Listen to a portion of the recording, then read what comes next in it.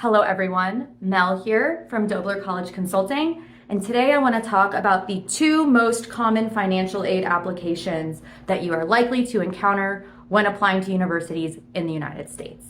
So the most common application, the one most students will file, is called the FAFSA.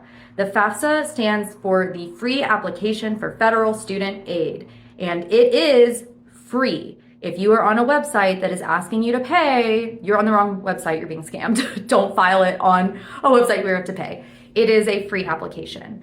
Many students will have to submit the FAFSA in order to graduate from high school. Some states have laws that require public school students to file the FAFSA.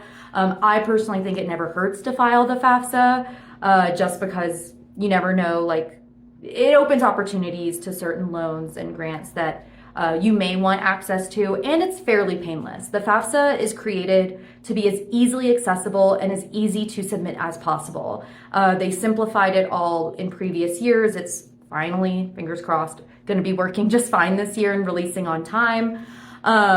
They use a tax retrieval tool, which means you'll push a button, it will pull over a lot of your tax data. So it's meant to be very easy to use, and all it does is spit out a number, which is your student's SAI. It's the Student Aid Index, which is just their calculation of how much they think your family can pay per year for higher education for that one student, right? Very basic methodology.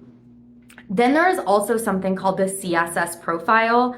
This one is not required by every school. In fact, very few colleges require it. Usually selective private universities are the most common users of the CSS profile. It's run through the College Board, and that's the SAT people. So if you've done an SAT or PSAT, you already have an account.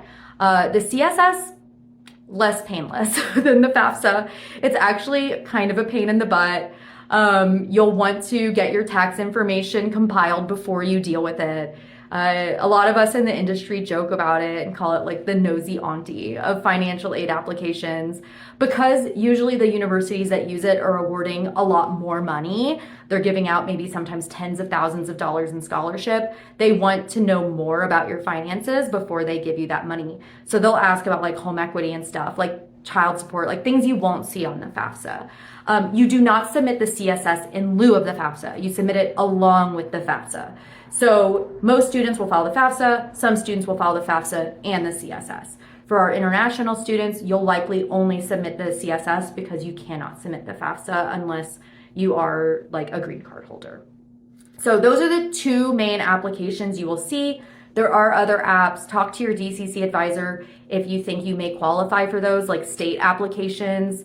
Some states have those available, but most students will not be filing those. So be ready. October 1st is the day where those apps open. You don't need to submit that day, but you'll want to submit pretty early just to get everything done.